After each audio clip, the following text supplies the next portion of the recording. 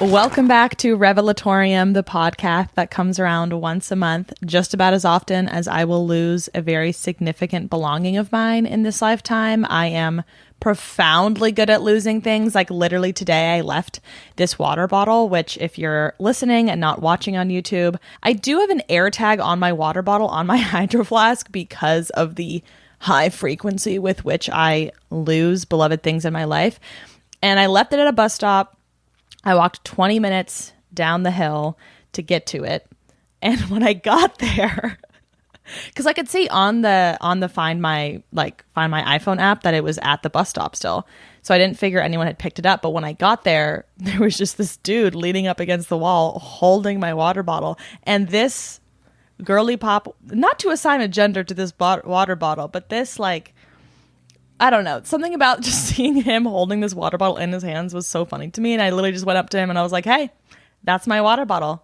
And he was like, oh, handed it to me. And he was like, it was just sitting over there. So I didn't want anyone to take it. I'm like, okay, likely story, pal, because you literally were the one to take it. But no harm, no foul, because he did hand it to me. But when he handed it to me, I felt how light it was. And I had filled it up just before I left the house. And I didn't drink very much on the bus. So I was like, did someone drink out of it? And I could tell he was prepped and ready for that realization of mine, because he immediately cut me off and he goes, it was empty like that when I found it. It was empty like that when I found it.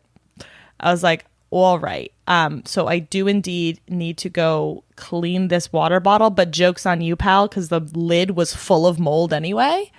So if you had drinking out of it, you would have caught whatever disgusting biodiseases are living within my gut right now. No, just kidding. Having a full and diverse microbiome is so important to your health, and that's why I keep mold in the lid of my Hydro Flask water bottle, not because I hate cleaning the crevices of it. So hold on tight, and if you can't hold on tight, not to plug AirTags too much, but I do think this is good technology. They're like only $30, and every single time I take my water bottle anywhere, which is everywhere because I like to stay hydrated, someone will ask like, what is that? And it's a nice little conversation starter, if nothing else. If nothing else. Welcome to the 7th episode of Revelatorium, lucky number 7. It's going to be a mega big hit wonder because we had a record quantity of responses filled out for this month's prompts about this month's revelations. So let's get started. The earliest revelation, we're just going to go chronological this episode because that's the only way I can make sense of this month. Making sense of a month chronologically, radical, I know. So yeah, literally the very first revelation I came to on June 2nd was how grateful I am to have friends that share my reverence for live music and live performance. And I don't know why it took me so long to come to this. I think because my friend group, we haven't been going to music festivals together for the entire time. I went to Reset in the Bay Area. I was back in my hometown for it. Excellent music festival. If they do it again next year, I would recommend it. Although I had a friend that went to the LA location because it's basically a music festival that tours around and had a very different experience, but I would highly recommend the Bay Area one. Frost Amphitheater is the most beautiful venue in the world. You can see, I posted a photo of it on my Instagram, but it's this beautiful tiered oasis nestled into the woods. It feels like you're in the mountains, but you're literally in Palo Alto. And although I've known most of the people I went to this festival with since high school, some of them middle school, we've been to concerts together, but I think because of the absence of live shows, in 2020, 2021, it's just brought new perspective and a fresh light on how meaningful those experiences are to me, because not everybody cares deeply about musicians and lyrics and production, all of that, not everyone is a band kid, not everybody care, not everyone makes playlists, and not everybody is excited for New Music Friday, and not everybody loves sharing music, but my sort of hometown friends, that's something that really connects us. And I sometimes wish that they lived in Seattle so that I had more of a foundational group of people to go to concerts with that like share my taste so perfectly. That was the crazy thing about Reset. Like the reason we went is because the lineup was so ideal for our taste. Like Clairo, Boy Genius, Dijon, James Blake, Tori Moi, LCD Sound System, Steve Lacy, all excellent performances. And I was just so like happy that I could share that with other people, because it was just so sweet, like coming out of the Boy Genius set and people like my friends being like, oh yeah, I cried at that lyric, and like I was on the verge of tears the whole time, or like just dancing around to songs that you've been listening to with them in the car for years. Like it's just really special. And like I have never really I've been a performer before, but like I haven't been a performer, like a live performer, in like many years. Like I haven't, like when I was in high school and college, I obviously in college I was in the marching band, so I was performing like for groups of a few hundred people, and then tens of thousands. I was performing for like 100,000 people in the Coliseum every weekend. Like it was nothing. Like that's crazy that I had the opportunity to do that and like go, like perform at the Rose Bowl, like perform in Disneyland. Like I was a performer, and I like lost that. But I think when I go to live shows, it's special being able to me with my friends like experience that together. And I think I feel like I'm grifting off of like maybe the joy of the performer. I can't imagine how gratifying it must be to like write these songs in a studio and nobody's hearing them, and then all of a sudden you're seeing like hordes of people like screaming, crying, like convulsing at stuff that you've written, and that it's meaningful to them, and that song might be the connective tissue between like a friend group, you know, that they listen to every single summer. You know, it's all just so like significant to me. And I was just struck by it all. The second revelation of June came out of staying in my hometown for that period, and actually not staying in my hometown, staying in a couple towns away from my hometown, because my parents have been renting out my childhood home, and now they live in an apartment. So every time I go home to the Bay Area, like I'm not staying in my hometown. And several of my friends, like their parents have done similar things. So it's like, I only have like a friend or two that still, you know, call our hometown our home. And this was the first time, this was like kind of a landmark moment of, I've lived away from home now for almost 2 years. This is the first time that I went back, and I kind of had like mixed feelings where I was like, I don't know how I feel being back here anymore. Like, I don't know if I feel like harmonious.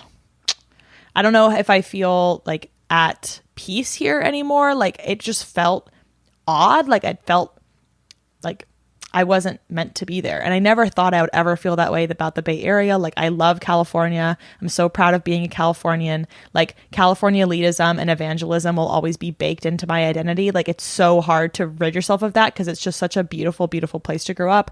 I'm so grateful to have grown up there. Steeped in privilege, so fortunate, et cetera, but I just, for the first time, was kind of like feeling a little like, I don't know, peeved by being there. Like I don't even have the vocabulary for it. Like I almost feel like I should probably just paint a freaking picture of my feelings. Like I just can't even express it fully, but like it was just an odd feeling of like, I don't know if I want to spend more time back here. Like I'm not really looking forward to more trips home. Like I would rather be in Seattle. Like I really was excited to get back to Seattle. And I remember when I was living in San Francisco, I really, really liked, even though my hometown's only, 45 minutes away from San Francisco, I really, really liked being back in my hometown for a weekend and away from San Francisco. And that was always something that made me sort of like indecisive about my place and my relationship to San Francisco. Cause I was like, why do I like being in my hometown or feel better in my hometown than San Francisco, which is a city I've always like idealized. And I think part of maybe why I feel differently now is that I don't have the nostalgia of being back in my childhood home and that sense of place. Like maybe it was actually the physical structure of my parents' 1950s mid-century home that like has these beautiful floor-to-ceiling windows, looking out into the backyard. It is by no means a palace or big or like just like a refuge. There's usually a lot of fighting going on, and like it's very small, and you can hear everything. It's like it's not actually like a very peaceful place, but it's like, oh, of course, like it's just very relaxing to be somewhere that you know, have spent so much time. Usually, I would think. So I think now that I don't have the actual physical structure of home, it's just the actual place. I'm recognizing more how much the Bay Area has changed and how much more now I don't relate to it or like resonate with it. And that's odd because I don't want to feel that way. Like I've always wanted to feel like when I moved away from the Bay Area to Seattle that I could always return home. And I've always been comforted by the fact that if Seattle doesn't work out as this experiment, that I have a place I know I'd like to return to. But now I'm like, I don't know if I'd like to return there for many, many reasons. But we have more revelations to get to. The third revelation, taking us back to the theme of friendship, which is an omnipresent theme in my life. I will never shut up about it. And that is a little reflection on commemorative friendship, because last month in my Patreon book club, which is always open for your joining if you'd like to be a part of a book club, it's very fun. We read Big Friendship by Amina Aminato So and Anne Friedman. And it's just basically about their reflection on their like big friendship, like best friendship, like partnership almost, and just the different variations and phases of friendship. And one new vocabulary term I picked up from it was commemorative friendship. Like there's active friendships, there's dormant friendships, and then there's commemorative friendships, which are like, to me, my like definition of that is a friendship where you have a lot of shared history and familiarity, but maybe it doesn't make sense for that to be in your life anymore. So it's like somebody that, you know, you like have fond memories with, but maybe you're not meant to have an active or even a dormant friendship. It's kind of like locked in a certain place or a time. You can look up the definition. I recommend you do, because it's a really cool term, and I have been reconnecting with a commemorative friend of mine. And it's a friendship that I know has to be pretty limited. And there's been both pleasure and pain in reconnecting, because we have such a divinely like synchronized sense of humor, and our chemistry as friends is so ripe and so rich. And so when we do reconnect over just like, you know, some stupid joke or some meme, it's like so like it's so joyful, because I can cry laughing from what they'll say, or I can like, it just like hits a certain part of me that like nobody else can hit. Like it genuinely was such a special friendship when it was active in my life, that I really am so glad that it's not completely dead and gone, and that I can still like, when there is something that reminds us of the other, we can still reach out. But it's painful because I want more of it. Like when I feel that like intense connection where I'm like, oh, like we just deserve to like get to know each other better again, and like to have more of this in our lives. Like, why don't we have this? I have to remind myself it's like because that person's like incapable of maintaining a relationship with you in the way that you want. And like it's just like, it's a reminder of like the pain that like that friendship, we had a friendship breakup basically caused. So I'm like, I don't think it's enough pain to completely warrant like erasing the commemorative nature of the friendship and like erasing like wanting to just have those little fleeting moments. But it's really complicated and like just a lot of overlapping feelings about it all. And I really appreciated that book for like allowing me to frame what that relationship was to me. And I did ask about some of your past connections that you might want to reinvigorate or reflect on in the prompts I sent out for this month. So we'll get to that at the end of the episode. Also, because most of the revelations this month have been born out of Past Lives, which is this amazing, landmark, sentimental, touching, moving, transformative film that I saw when my friend Cam was in town. And it was one of those movies. Like this is the grade of like top tier movie for me. The top tier favorite, excellent S tier place you can get in terms of movies for me is when I watch something in the theater and I get home and I immediately want to go search it up and stream it right then and there. And if I can't do that, I find myself looking up interviews on YouTube from the director, from the actors, like from the writer, from the producer, just like scraping, like trying to find anything else, because it you know, touched me so deeply that I'm like, I need to like just excavate this and like investigate it and like figure this out, because like it like is so glittery, sparkly. I don't even know the words to use for it, but I remember in high school, the first time I ever had that experience was watching Her, which is a Spike Jonze movie. I watched that my senior year of high school. I remember it was 2014. Like I remember the theater. I remember who I was with. I remember coming out. It was nighttime. I like drove back home and it was like midnight. And I pulled open my laptop and like found a link for it and like watched the whole thing again. And that's a movie I come back to again and again and again. I don't rewatch movies a lot, but like all of my top movies, like they're my top movies and I consider them my favorite movies because of how much I like to rewatch them and find the soundtrack from it and look up all these interviews and look up details about it. And watching past lives, like coming home from the theater, I know I was hosting a friend, so it wasn't like I was immediately going to watch the film. And it was also like, I don't know, 1 a.m. by the time I got home. I did watch like a couple interviews that night and then a few more interviews the next morning. There aren't enough interviews about this movie. Like that's the problem. It's a little too indie. I'm like, we need to bust this thing out.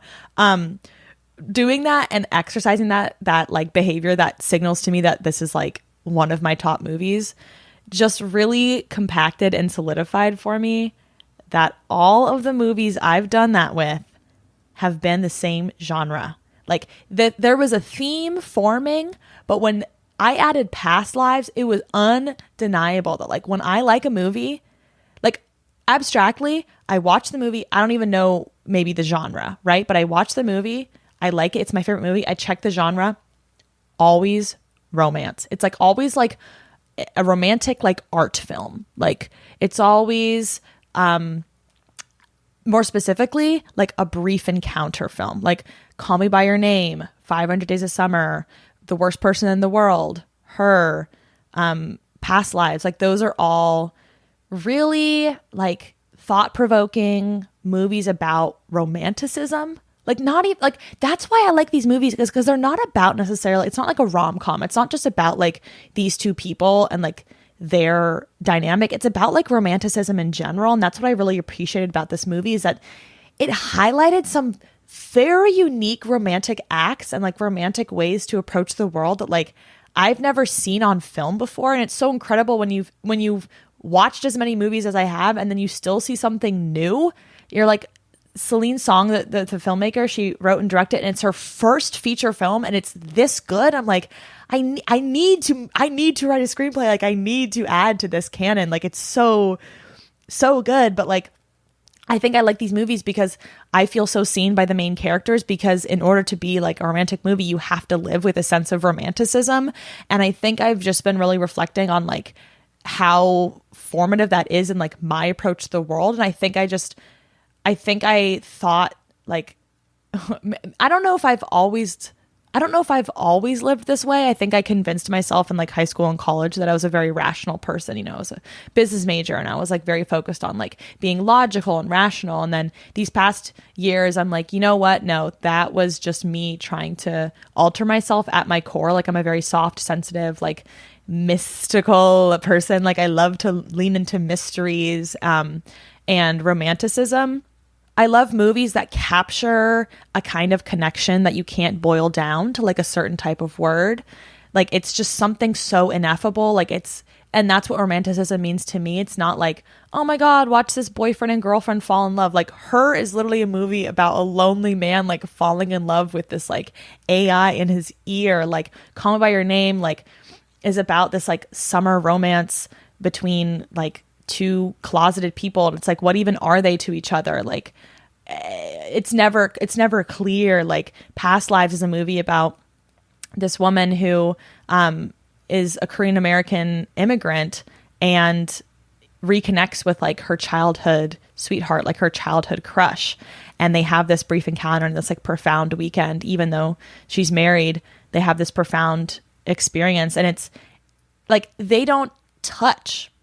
They like only hug, and it's like still such a remarkably romantic connection. Like I love movies that are able to capture that. It is so important to me. Like it's so important to me. I think because I'm someone that like I feel like I like to diffuse a lot of romanticism like in all of my relationships. Like I think some people maybe like to quarantine their romanticism to their romantic partner, their boyfriend, girlfriend, partner, whoever. I am of the mind that I'm just like, I feel romantic. Like there's, to me, I'm like, I saw this TikTok that was talking about like there's kind of like different bars and meters for every friendship. And like, I feel like a little bit of romantic feelings for like a lot of my friends. Like my friends do romantic things for me all the time. You know, it's like there's little romantic acts. You know, someone picks up your favorite cookie for you. That's very romantic. Like just because they thought you would like it, that's very romantic. I don't like that like we've made romanticism out to be something so like almost like sterile or guarded, where it's like that has to be reserved for this like one specific type of connection. It's like, no, I would like to be romantic and fall in love with all of my friends. And I think that's what summer's about. It's falling in love with your friends. So it was just really like healing to just watch a movie that just captured that so well. And I think I get a high from these type of movies. Like I get this, I get this high from watching these movies. Like it really transports me to like this alternate like world. Like it just, I don't understand people that don't like romance. I don't understand why that wouldn't be everyone's favorite genre. I'm like, this, how can you have a movie that would be any more like moving than this? I just don't understand. Like, I'm wondering if some people look at the main characters in those movies that I listed and they don't relate to them, because that's why this is my favorite genre, is because that is so aligned with the way I live my life. And so I feel really connected. I don't know how else to say it. But I think another revelation I had like very early on while watching the movie, and I promise like I'm just trying to give you the premise for the movie. Nothing that I've said should preclude you from watching it. Like I'm not like, no matter what I say, I truly believe that if you watch this film, it is going to hit you over the head. So I don't think there's anything I can do that would like ruin it for you. But anyway, in the beginning, the premise of the movie, like I was talking about, is she has this childhood crush, and very early on, you know, it's a little bit dated of a movie. So like it's taking place it's taking place every 12 years, I think. So it's like when she's 12, then when she's 24, and then when she's 36. And so when she's 24 is when she reconnects with this childhood crush from Korea. And the way she does it is that Facebook is invented. Now, I am 27. I was on Facebook when I was in like 7th grade. Okay. I remember maybe even 6th. I remember posting like little collages that we'd make on like picnic of us jumping off of like benches. Like I remember posting like music videos my friends would make on Facebook. Like I remember, you know, posting for Halloween and posting on people's walls. Like, so Facebook was already around when I was 12. It was already around for my middle school crushes. So like I didn't have a moment. I was robbed of the moment of growing up, moving away from those people, separating from a lot of those earlier connections, and then having suddenly a database appear where you can patch back in and see where those people are when you've had no other way to do that. I felt a piece of loss and a piece of grief in that theater, because I was like, oh my God, I wish I could have that experience. Because there's not many people in my life that I have not been like digitally tethered to since I met them, you know, like only basically people that I met in elementary school and then didn't continue on to middle school is that the case for. And there is one such case that I wanted to talk about, that movie made me want to, like, that movie really made me think about, because the movie really is about the fantasy of your childhood sweetheart. It's about like the nostalgia of this person that you once had a connection to. And it was really sweet because when they first connected back on like Skype, they didn't even know if the other person would remember them, Because when you're 12 and then you're 24, it's like, do you remember me? Like I already talked about in episode 2, my psychosis of like, I don't think that anyone's going to remember me. So I certainly would not believe that like anyone from middle school would remember me unless they're like actively liking my stuff on social media. And I know they still acknowledge my existence and my presence, you know, but they had this moment where it was like, do you remember me? It's like, of course I remember you. And they remembered how much they meant to each other. And that was all still very active, like in their psyche. And there's only basically one person in my life that like I had a connection with that like I haven't been digitally like still in touch with. And I actually would be so like happy if he watched this and this is how we reconnected. But basically in preschool, so how old are you when you're in preschool? I don't know, 2, 3, 4. There was this kid named Terrency, and my mom, part of this movie and part of my revelation is about the mythology of like the mythology that you share around your childhood, and how much of that is like what you actually, how much of your childhood is what you actually remember, and how much of your childhood is just the mythology that your family, your friends, people around you like share about it and tell you about it. Because I'm like, I don't even know if I actually remember these memories with Terrency, or if this is just in my head because my mom always comments on it, because to her it's like an indication of my character. But anyway, there's this story of like me and Terrency, and like the story goes that like, you know, he had a crush on me, and he found this like beautiful, you know, big maple leaf or something on the playground, and he hands it to me, and I take it, and maybe I say a word of thanks, maybe I don't, and I literally just throw it on the ground.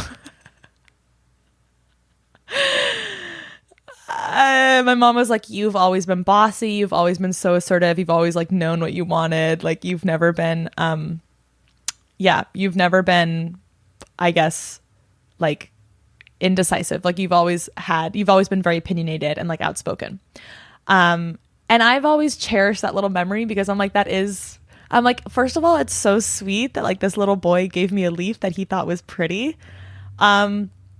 And I think we did have like a little connection, and like, I don't know how much of him I remember, right? But I think like, even if your head doesn't remember, like somehow it's lodged in you a little bit. But there was a few, okay, this is crazy. So I went to take an SAT prep class in high school through like some tutoring school. And the guy that was running the like summer camp SAT prep thing was Terrency's older brother. Okay. And I didn't know that, okay? Because again, these are not people I'm staying connected to online. I'm not seeing what they look like today. Like that was part of the joy of this movie, Reconnecting, is seeing what each other looked like 12 years later. Like imagining what someone you knew at 12, what they'd look like at 24. Like we're robbed of that because I just see everyone on social media. So there's very few people that I don't check, that I can't just look up when I want to, you know? We've had that. And it's like the access is empowering in some ways. It's like, oh great, we have this tool and we have this resource now. But in some ways I'm like, sometimes the mystery is more fun though. But anyway, his older brother I didn't recognize because I didn't stay, like I only knew him when I was 4. So I didn't have Facebook when I was 4. I didn't stay connected with him. And it was only when my mom told me that she was like, you know who that is? And I was like, who? And she was like, Terrence's older brother. And I was like, holy shit. And I didn't know if he knew. I think eventually like one of us said something, or my mom said something or something. And that made me want to dig into Terrency, because I was like, I wonder what Terrency looks like now. Like, I wonder what he grew up to look like. And so I did look him up, and I found like, I'm like, again, like, I'm just going to share this because I'm like, I really don't think that I don't think he's checking me, but I looked him up and I found this like doodling account that he had, and it like warmed my heart. They were these wonderful little drawings and doodles, and like basically him storytelling like a backpacking trip with his brother, or like, I don't remember all of them, but like he had characters and it was almost like a comic series maybe. And I looked at it, and I think maybe I looked at it again, and then I followed it because I was just like, you know what? I do want to stay connected, and I will like, I do like to follow and pursue like little connections like this. And I think it would be cool. And I did see where he worked, and I was like, it was like at this bakery, and I was like, well, maybe it would be funny. My loony brain, I'm like, maybe it would be funny for me to like walk in there and just like, see what he's like now. Just like a little curiosity, a little curiosity of like what this person doesn't mean anything to me now, but like he did at one point. And so like there is a little bit of investment in me, but I still can't tell like how much of me even remembers him. And I'd be so curious, like when I looked up what he looked like, it didn't like ring bells, because 4 is much younger than 12. Like 4 is much younger than 12. I'm not making this out to be like we were in love or anything, but just that fantasy of like, how much do you remember of each other? And I remember like my high school boyfriend, when we broke up, he was like, maybe one day I'll see you on the street and like I'll give you a wink and like we'll just acknowledge and we'll just know. And I don't know why I remembered that. I don't know why I remembered that line, because that was like when I was like, I don't know, 17. I don't know why I remember that so well, but like I've held on to that. And like I wonder if he remembers that piece of like the mythology of our relationship. So clearly it's Cancer season. Clearly, I am feeling watery about all of this. It was such a beautiful, beautiful film. I highly recommend it. Okay. And now we will get into taking and leaving, baby. What are we taking from June? Number 1, every single time I think about drinking water, I drink. I did this when I was on a trip in Montana with my friends, because it's very important to stay hydrated when you go to a place with a higher elevation. But I was talking in last month's episode about like trusting my impulses. And that's a simple impulse I deny all the time. I'll think about drinking water. I'll literally just think about my water bottle. I'll look at my water bottle, think about it, and then just deny myself and be like, meh. Every single time now I see my water bottle, or I think about it, or I think about being thirsty, or I think about water, I drink. Like, it's just that simple. And it's been great because I just stay so much more hydrated that way. And it's like conditioning me to be like, these little tiny things that you just feel an impulse about, just follow them. What if you just followed them? It's not going to be harmful or dangerous. Just follow them. I'm also taking nudism. This was also born out of Montana, but there were foundations before this. But I have never been interested in nudism. I have never been really interested in like being naked. I think I grew up around some people that enjoyed being naked, and I was like, I don't know why I was always just kind of a prude about it, and I didn't understand it.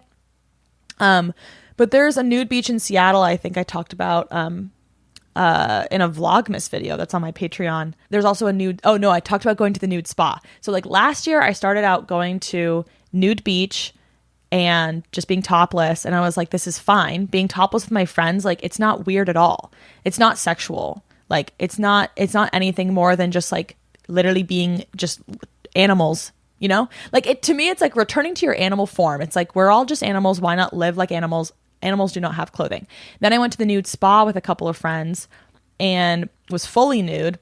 And I loved it. I was like, it's kind of so great just to like be so at peace and like just exist in your 100% most essentialized form. And then we were in Montana and we were hiking around this lake, this alpine lake, and I knew I wanted to jump in. And so me and my friend Cam, just like sunbathed on this rock, jumped in. It was like it was like, I felt like a little alpine nymph. I was like, it was very ethereal. It was so great. And these hikers came up after we got dressed and left. So I was really glad that we left at that moment. But I think I'm just really embracing, like, I watched a Jubilee video or something interviewing nudists kind of more about the philosophy of it. And it's like, the philosophy of it is really just like, there's no better way to get to know somebody than just like truly seeing who they are without their shell on, And I love it. I kind of would like to get to a point with all my friends where we can get to a level of comfortability or like intimacy where like we're totally fine. Because after we had seen each other nude on that rock, then once we went back to the place we were staying, it was so much easier after the shower to just like, we're all staying in one hotel room. It was so much easier after showering in the hotel room to just walk around naked and not worry about like, oh, well, are they gonna, gotta get the towel up. Like, it was just freeing. It's just freeing. It's just liberating. Like, I would have never thought I'd be the kind of person that would like embrace this, but I'm like, you know what? There's something to it. And I want more of it. It's going into July with me. And I think I think June saw the reemergence of Chilcath, which is an identity I have not inhabited since my senior year of college. If you are a viewer from back in those dark ages, it's a little bit of deep cut. I like my senior year, my second semester, I finally let myself relax, but only because I had a job. I was like, you have a job, so you're allowed to relax. I allowed myself to relax and not care about grades as much. And then I ended up getting the best grades of my entire college career. And I was like, what does this mean for me? That once I let go and I detach, that, you know, good things happen. So I've been trying to be less of like a planner lately and just kind of go with the flow, like not preordain everything that needs to happen. Like I met up with a friend today and like she's only in town for a couple of hours. Like maybe I could have tried to orchestrate like the perfect few hours with her, but I just kind of want to lean into like, again, like my impulses of like, where should we eat? Where should we go? Not be so strict about it. And it's not even because I want to, it's just like literally I feel the urge just to be like more relaxed this summer. Like I just don't have the energy to like be so militant about every single little thing. And then leaving, I didn't have much for leaving. Honestly, I like really couldn't think about much. Today I wrote down anhedonia because I've been experiencing a little bit of that, of just like not having the same joy that I usually do while doing things, which is sad because I'm like, it's summer. I should be so happy. But there have just been touch and go moments where I'm like hanging out with somebody or like listening to music and I'm just not feeling like as fulfilled by it as I usually am. And that's like a shitty feeling. It's like an awful feeling. And I'm like, oh God, I hope I'm not relapsing into depression. So pray for me. Pray for me. Okay.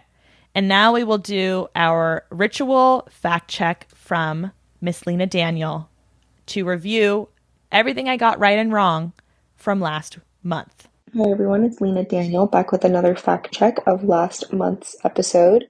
To start off, does Shailene Woodley have an architectural digest? The answer is no, she hasn't done one yet. That's a shame. I do feel like Shailene Woodley would have good interior taste, or at least have good taste in interior designers to, style her home. So Architectural Digest, if you're watching this, Shailene Woodley, I would like to see it. And then the last piece of fact checking is just about how many times to chew your food before swallowing. Catherine mentioned 20, and the scientific advice is actually estimated to be 32, just depending on what you're eating. But thanks so much for tuning in for another fact check. Thank you, Lena. So 32 times you need to chew. I can tell you right now, that would be such a conscious effort because that's not happening much for me. Okay, so now we get to review your June Revelatorium, turn the mirror back over to you and see what resonated from this month, how your experience is different from mine, what we are all going through. And so we'll start with what you were leaving in June. Is it anhedonia? Is it something else? Taylor, who's 25 in Pittsburgh, said that she is leaving feeling as if the many question marks in my life won't resolve themselves. Everything resolves, sometimes better or worse than I imagine, but they always resolve. And I think resolution is a nice word. Like, I have like a little piece of art that's like things will work out. I think that's kind of like a affirmation I practice, but like everything will resolve. Everything will resolve. I like that. Helen in New Zealand, who's 23, said, trying to get my boyfriend's mom to like me and my job. Woo. And I appreciated this because I am always trying to get people's parents to like me. It doesn't even matter who the person is, friend or foe. Like, I just want your parents to like me. I don't need validation from men. I need it from your parents. Like that, I'm starting to realize that is a very high form of validation. Oh my God, you guys, there's this little Jeep ice cream truck that just went by my place. And I saw it at the beach last weekend and I'd never seen it in my life before. And the fact that it just passed by, feeling so blessed. Maybe the anhedonia is gone because that shouldn't bring me joy. I was watching my friend Amanda, I think her TikTok is Amanda Panda 767. I was watching a TikTok she made about like the key to feeling content in life is having a low tolerance for I don't know if she said pleasure or like delight, a low tolerance for delight, like being like very easily amused is something that's like a Sims trait. You can make your sim like easily amused. That's something I relate to. I'm like, I'm very easily amused. So that's why I hate anhedonia, because I'm like, I hate when I'm not easily amused. That's like it's like I've like engendered it into like who I am. So when I lose that, I'm like, oh no, like what am I if not easily amused? Anyway, I'm currently in the process of trying to make someone's mom my friend so that I can have a beautiful intergenerational relationship with her. And I think it's valid that you're trying to leave that. I'll be taking it. Wad in Saudi Arabia, who's 25, said that she is leaving my floral plated midi skirt that I wore in every social function I went to this month. Lived my true outfit repeating era, but now it's time to give other garments in my wardrobe some love too. And I'm obsessed with that. Floral plated midi skirt. Come on now. Why would you not wear that to every single thing? And I think, especially when you get a new piece of clothing, you are reaching for it all the time. I will say this episode, I was wearing originally a top over this. This is actually a dress, but looks like a shirt. I was wearing a top over this that I wore in my second episode. And I was like, I can't outfit repeat. There's only been 7 episodes. They're going to think that I have like 2 things in my closet, but who cares? I should have just done it. No, I shouldn't have, because it looked weird on camera. Okay. Chris in New York, who just turned 20 this month. Happy birthday. Gemini or Cancer.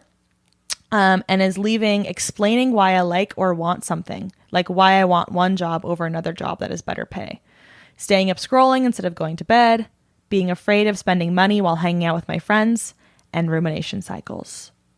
Grace in Brooklyn is leaving their shitty apartment. I'm moving in July, so I'm ditching a small space that reminds me of loss and despair. That sounds dramatic, but I'm looking forward to not being reminded of shitty times. Physical space is very important to me, so goodbye to my old apartment. This is so huge, like getting out of your environment and like replacing it, refreshing it, renewing it. The intangible benefits from that cannot be understated.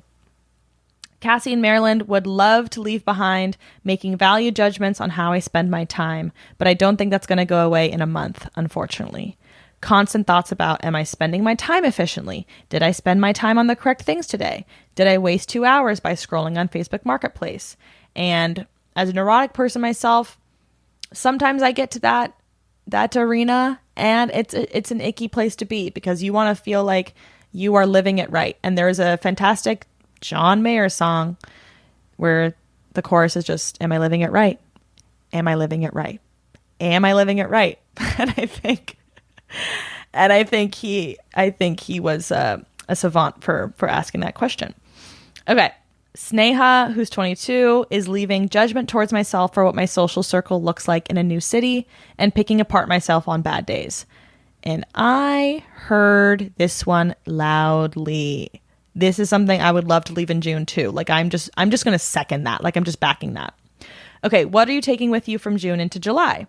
Well, a certain Elizabeth, who's 27 in Buffalo, New York, is taking certainty in a decision I made months ago to not associate with someone who made me feel uneasy the second I spoke to them, even though joining that friend group would have been convenient. It continues to be an excellent decision, even if so felt FOMO, regardless of that gut feeling.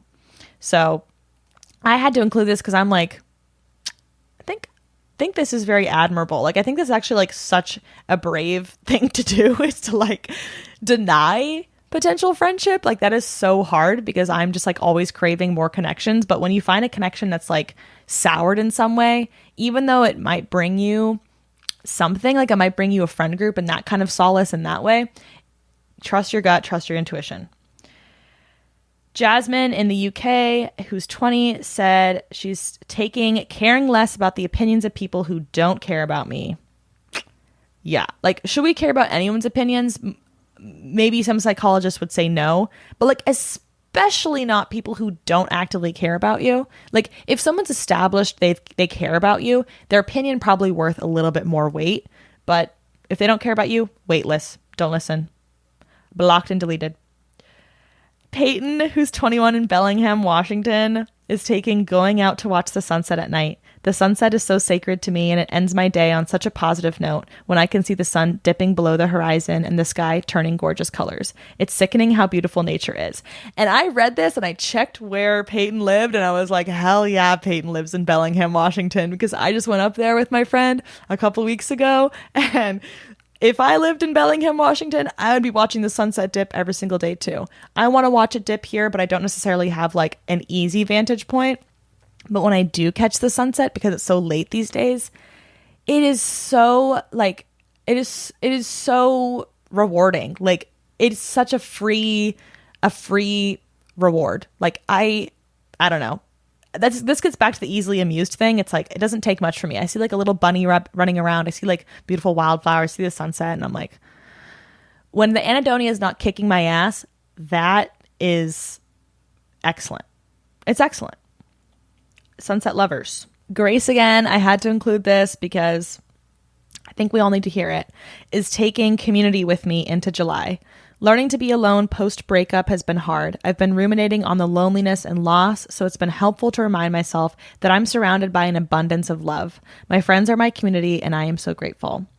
Also, creativity. I flopped on my Artist's Way journey at the beginning of the year. RIP book club, I tried, but my bipolar depression had other plans. But I'm trying to find grace for myself. I've been doing a lot of writing this month, and it feels good to just let myself be creative without scrutiny. Also taking cilantro into July. My love for cilantro was reignited in June. If you have the soap gene, then grow up. I don't know what to tell you. I included it just for that last line because there was so much personality. I love when someone has a really clear writing voice, and I'm glad you've been doing a lot of writing, Grace, because I appreciate when you can hear the person's personality through their text. And that's something I appreciate about Seattle, is that like when someone puts up a sign, it's not just like open 2 to 7. It's like, hi friends, big news. We are so open. And I'm like, that is such a different way to announce that than just being like open 2 to 7, you know? And I also will say at this venture where we have more prompts to respond to, but I'm going to be airing out a lot more of your writing because you are all so thoughtful, and like, I think these things deserve to be in the light more. I'm going to be airing out a lot more of this in an upcoming Revelatorium zine series that we'll be doing. So stay on the lookout for that. At the end of this month, I'm looking to release the first of the zines that will accompany every one of these episodes and feature more of your responses, more of your artwork, more of your illustrations, writing, all of that. Lauren, who's 27 in Seattle, is taking Being in Love, Feels Right and Real. And then she just wrote, gah. And I hear that. That's really fair. Like, I think gah is probably all you can muster up when you're feeling such intense emotions. And I'm so happy for you. What a beautiful experience. Anonymous in Washington, D.C., who's 25, said he's taking Being Obsessed with Popsicles. In June, I had an intense craving for popsicles, and they've been my go-to treat this month. I've been trying every deliciously fruity flavor in the grocery store and plan to continue. Mango popsicles coated in tahini are divine if you're in need of some inspiration. And I just thought this was so cute. Like, that's like an excellent hyperfixation. Like, I just love that that's a theme in your life right now, like chasing popsicles. Like, that's just so... I'm speechless. When I read that, I was just like, yes. Because I remember seeing like, there was like, I think I went to this Thai restaurant and they had like these homemade popsicles. And I was like so interested in trying one, but I was like, I don't even like popsicles. But like the idea of a popsicle is so enticing. Like the marketing and the branding of popsicles is so excellently done. Jay from Raleigh, North Carolina, who's 23, said that he's taking Do Not Disturb mode. It's not selfish to silence the world a bit. Notifications can truly derail our train of thought and kind of fuck up the plot of the movie of our main character, or if our main character is glued to their little internet devices. What if the love of my life is in front of me and I'm focused on the unwanted Snapchat story update from someone I flirted with a solid 3 years ago? Ugh. And I had to debut this one because this is clearly, Jay, you're clearly a devotee of romanticism, and real recognizes real. Go see past lives. It's going to ruin and make your life. So, on the theme of past lives, I did ask, is there someone from your youth that you still check up on or that you'd like to reconnect with? Who are they and what did/do they mean to you? And I'm so glad I got to ask this question. I'm so glad that's the theme of past lives because I think it is such a universal experience that there's probably someone from your past that still holds like a special place in your heart. And these are such good responses. Like, truly, like, let's listen. Bryson said, one of my best friends from elementary school, he's grown apart with since he moved away. There's no bad blood and we're still super cool, but life has taken us in different directions.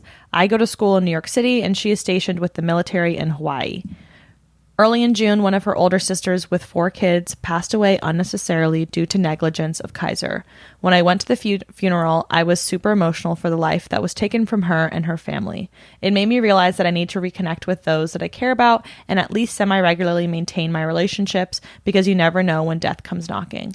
And I really appreciated you sharing that because, like, it does not matter how many years it's been. When there is like a true tragedy or like huge life-changing moment in the world of someone that once meant something to you, like in some ways it might feel like, oh, I hate that this is the reason that I'm reconnecting with you. But it's like, you do not want to distance yourself and hold them at an arm's length for that reason. Like, these events, it's like so important to be there for those people, especially if you were around in their life and know their family. Like, it's so important. Hannah, who's 25 in Alabama, said, I wish I could reconnect with so many of my teachers to thank them for showing me kindness / not giving up on me. I didn't have the ability to verbalize that type of gratitude when I was younger. I did tell a few people who were nice to me in high school, thank you, years later, and it was well received even if we were basically strangers. I love this on both accounts because 100% you should tell your teachers and find a way to reconnect with them. I recently wrote a letter to one of my college professors who at this point has created just like a watershed of good in my life, and she probably doesn't even know it, and I wanted to write to her. And so I did, and she actually didn't respond. Like, that's the thing, is like the mysticism, mystery of life. Sometimes you put out these calls and you don't hear anything back, and that's fine. It's like, I just think it's so important to express myself. And like, I would want to know if something I did meant something to somebody else, because that's encouraging to keep doing that thing, you know? And I have had the experience of people from high school that, you know, I would have never expected reaching back out and being like, that thing you did was so nice, or made me feel so comforted, or like, it's really a beautiful human experience. Kit in Ohio, who's 25, said that they follow my elementary school best friend on Instagram and even followed her Disney college program Insta and liked every picture. I don't have any desire to reconnect because we've grown into very different people now, but I'll always remember her as the girl I hid in the school library with after Girl Scout meetings because we didn't want to stop hanging out. So I'm always going to be rooting for her. And this really, really just sweetened me because I think it's so precious that you can still hold like such tender feelings for somebody, even if you're like, we're different now and like that's not it. Like, there is still like, you still know that person like matters to you. Flynn, who's 20 in Fredericksburg, Virginia, said, my dad passed away in 2020, which has caused me to want to get in touch more with the people that he was close with. Recently, I got in touch with his old best friend that used to visit all the time when I was little. I really hope I can build a closer relationship with him.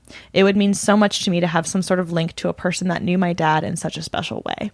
And I obviously was really just like heartened by this, because first of all, obviously I already spoke about this. Like, I think intergenerational relationships are so important, but like, even when my parents are living, like, how many relationships do I have with their peers or like their friends? Like, how well do I get to know the people in their life outside of when my parents have them around? You know, like, they know a completely different, like, you know your parent as like the role of parent, but it's like really hard to break out of that and just get to know your parents for the people they are. And I think their friends, you know, people in their life can help you do that. And I think it's so cool that at the age of 20, you can already see like the value of that. Sab in Milwaukee, who's 25, said, ooh, girl, I have just been reconnecting with a friend I kind of left in the dumps when I got a boyfriend, and we're connecting over crafting, like sewing and crocheting, and we just plan to get coffee next week. I'm very excited. This person was my best friend in early to mid high school, and we really vibed. Looking back, honestly, it may have been a queer experience, and I just didn't really know it at the time. And there were quite a few of those little homoerotic friendships that you didn't really realize were that way. And now it's like, what could have been? What could have been? Okay. Rachel, who's 28 in San Diego, said, my drum teacher of 10 years is still active in the music scene and became a close family friend for a while. He's the reason I have such an eclectic taste in music. I fell out of contact other than brief encounters at concerts once in a blue moon. I want to reconnect with him and his wife and meet their young children. And I think that would be I'm running out of adjectives, guys. I just keep saying like beautiful and wonderful. But that is the impulse I have, is to say it's beautiful and wonderful. So I'm going to go with it. Okay, this one from Batul, who's 27 in Istanbul, said, friends from middle school. I have no connection with any. My oldest friends are from high school. I feel like middle school is such a transformative phase in one's life. It would be really valuable to reconnect with someone I knew when I was 12. That being the age from past lives. Relevant. Probably we have become a totally different person, but also stayed the same in some ways. And this is part of what the theorists were talking about with commemorative friendship, or like having friendships that are from your past, is like, it's really rich to reconnect with somebody and they still value and appreciate you and love you, even though they can see how much you've changed. Like one of my middle school besties, we've reconnected, and I visited her in Denver back in April, and she came here in May, and then I saw her again in June at that music festival. So we've seen a lot of each other this year, and it's so nice that like, even though I'm a totally different person, like, and she can see that, she still loves me. You know, it's like, wow, you can shift and reconnect and like reconvene. It doesn't mean that just because you've changed doesn't mean you can't still have a relationship. Okay, we are running so long on time that I think I'm going to save these last two questions for the zine. One question being, are there activities that you do with your friends that are sacred to you? Harkening back to my music festival revelation. And then the next one is, what is your relationship to your hometown like these days? How do you feel when you return? How do you want to feel? And there's just so, I don't truly have enough in me to give these the space that they deserve. So stay tuned for the Revelatorium zine. Leave a review or a rating for this wherever you are listening. Take care of yourselves in July, and I will see you at the end of the month back here as we turn into August. Thanks so much for listening. Cather out.